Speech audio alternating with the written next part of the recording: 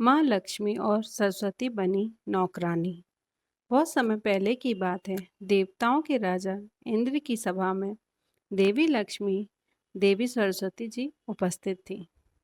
वह सभी देवता, ऋषि मुनि और अन्य देवी देवता इंद्र की महिमा और शक्ति का बखान कर रहे थे।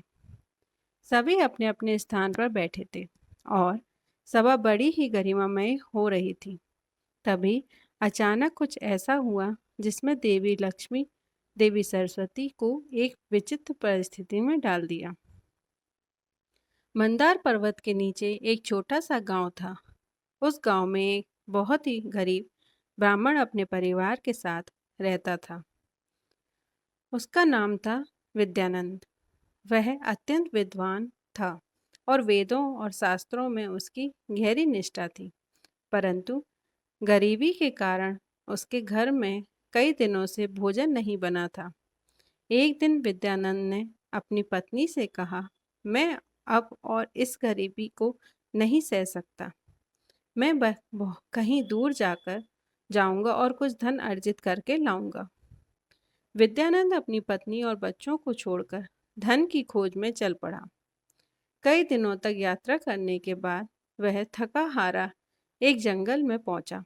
वहां उसने एक पेड़ के नीचे विश्राम किया और भगवान का ध्यान करने लगा। उसकी भक्ति और तपस्या से प्रसन्न होकर भगवान विष्णु ने उसकी प्रार्थना सुनी और उसके सामने प्रकट हुए। भगवान विष्णु ने विद्यानंद से कहा, तुम्हारी तपस्या से मैं प्रसन्न हूँ। तुम अपनी इच्छा बताओ, मैं तुम्हारी मदद करूँगा। विद्यानंद ने कहा, भगवान, मैं अत्यंत गरीब हूँ। मेरे पास ना तो धन है और ना ही भोजन। कृपया करके मेरी मदद करें। भगवान विष्णु मुस्कुराए और कहा, मैं तुम्हें धन दूंगा, परंतु यह धन हमेशा तुम्हारे पास नहीं रहेगा। तुम्हें देवी लक्ष्मी और सरस्वती को अपने घर में नौकरानी के रूप में रखना होगा। जब तक वे तुम्हारे घर में रहेंगी, तुम्हें घर में सुख और समृद्धि रहेगी। विद्यानंद यह सुनकर आश्चर्यचकित हो गया। उसने भगवान विष्णु की बात मान ली। भगवान ने आशीर्वाद दिया और देवी लक्ष्मी और सरस्वती जी को विद्यानंद के साथ उसके घर भेज दिया। विद्यानंद घर पहुंचा और उसकी गरीबी का अंत हो गया। देवी लक्ष्मी के आगमन से उसके घर में धन धान की कोई कमी नहीं थी रही। वहीं देवी सरस्वती ने विद्यानंद के बच्चों को शिक्षा प्रदान की, जिससे उनका ज्ञान और बुद्धि बढ़ने लगी। परंतु कुछ समय बाद विद्यानंद के मन में अहंकार आ गया। उसने सोचा कि यह सब उसकी योग्यता और परिश्रम का परिणाम है। वह देवी लक्ष्मी और सरस्वती जी के प्रति सम्मान और कृतज्ञ भूलने लगा। उसने उन्हें केवल नौकरानी के रूप में देखना शुरू कर दिया और उनके साथ दुर्व्यवहार करने लगा। देवी लक्ष्मी और सरस्वती जी ने यह देखा और आपस में चर्चा की। देवी लक्ष्मी ने कहा, हम इस घर में तब तक रहेंगे जब तक यहाँ हमारा सम्मान है।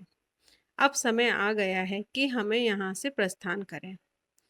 एक दिन जब विद्यानंद और उसका परिवार सो रहा था, देवी लक्ष्मी और सरस्वती ने उसके घर को छोड़ दिया।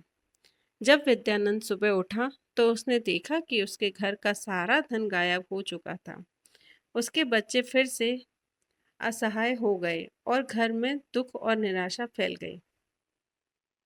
तब विद्यानंद को अपनी गलती का एहसास हुआ। वह भगवान विष्णु की शरण में गए और उनसे माफ़ी मांगी। भगवान ने कहा, समृद्धि और ज्ञान दोनों ही अनमोल हैं, लेकिन उनका सम्मान करना आवश्यक है। अब तुम फिर से परिश्रम और भक्ति से अपने जीवन को सही रास्ते पर लाओगे। विद्यानंद ने भगवान विष्णु की बात मानी और अपने अहंकार को त्याग दिया।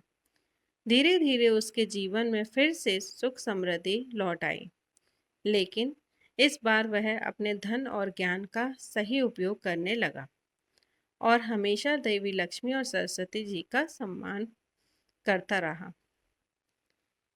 इस कथा से यह शिक्षा मिलती है कि धन और ज्ञान दोनों ही महत्वपूर्ण हैं, परंतु उनका सम्मान करना और उन्हें सही उपयोग करना सबसे महत्वपूर्ण है।